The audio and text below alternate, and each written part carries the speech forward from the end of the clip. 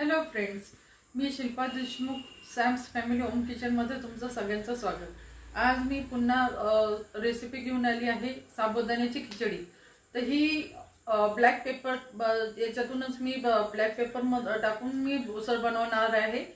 तर ही याच्या आधी पण मी उसळ याची रेसिपी टाकलेली आहे. तर लिंकमध्ये तुम्ही जाऊन बघू शकता. तर चला मग आपण इंग्रेडियंट्स बघूयात. फ्रेंड्स, मी हे साबुदाणा भिजत ठेवला होता रात्रभर. छान मस्त असं बघा, छान असं फुललेलं आहे, छान असं छान फुगलेलं आहे. मस्त असं एकदम छान भिजलेला आहे साबुदाणा. याच्या मी अर्धा किलो घेतलेला आहे साबुदाणा. अजून 1 पाव मी शेंगदाणे घेतलेले आहे. हे पण छान असं क्रश करून घेतलेलं आहे.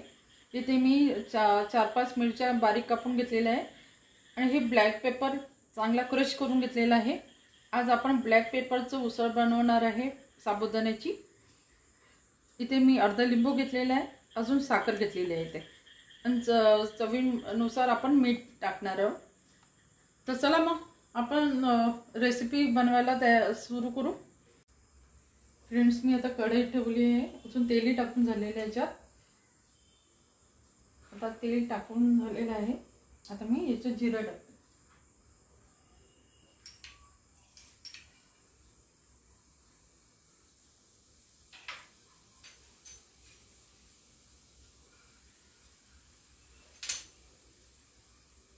मिरच्या टाकताय.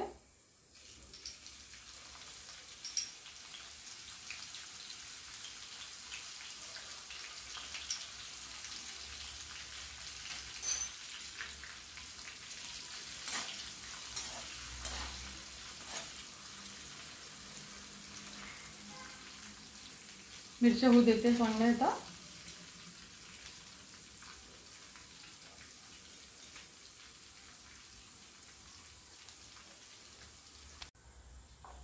मिरच्या झालेल्या आहेत. आता मी याच्यात साबुदाणा टाकते.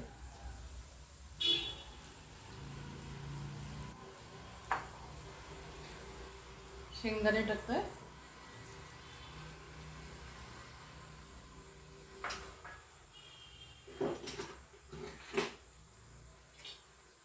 मिक्स करून घ्यायचं.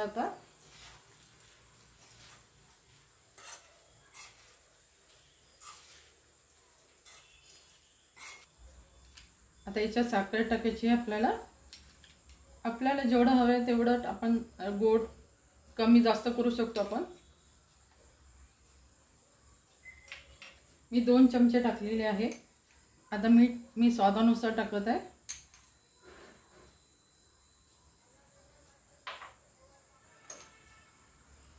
आता ब्लॅक पेपर हे छान लागतं आपल्याला. मस्त यानीच टेस्ट वाढतं, चव येते यानी. आता मिक्स करून घेतो मी.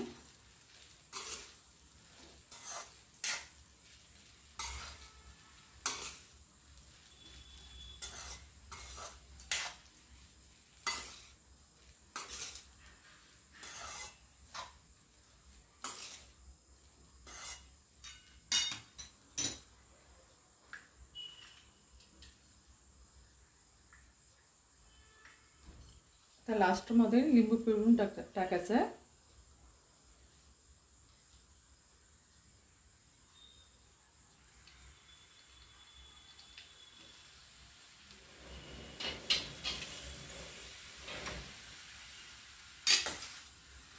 बघा किती छान अशी मोकळी आहे झालेली आहे उसळ. थोडं पण आचटपणा म्हणजे पाणी नाही वाटत आहे याच्यात. चांगली अशी छान मोकळी वाटत आहे. आता मिक्स करून झालेला आहे. आता याला मी झाकून ठेवून देते. आता वाफ येऊ द्यायची छान.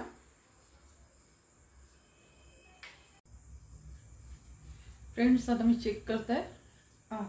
छान वाफ आलेली आहे.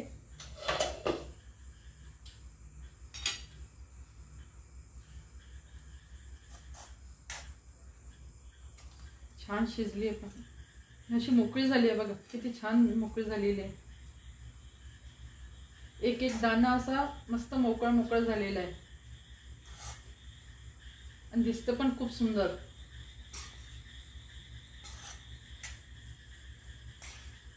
आता मी सर्विंग प्लेटमध्ये काढून घेते। फ्रेंड्स बघा किती छान दिसतंय उसळ। साबुदाण्याची खिचडी, ब्लॅक पेपर खिचडी केलेली आहे। हे अशा पद्धतीची तुम्ही उसळ करून बघा, तुम्हाला नक्की आवडेल। एकदम मोकळी छान असे एक एक दाणा असा मोकळा झालेला आहे। छान असं बघा, एकदम मस्त दिसतंय। तर फ्रेंड्स माझ्या चॅनलला तुम्ही सबस्क्राइब करा, लाईक अजून शेअर करायला विसरू नका। आणि मी अशीच नवीन नवीन रेसिपी घेऊन येईन तुमच्यापर्यंत। तोपर्यंत बाय।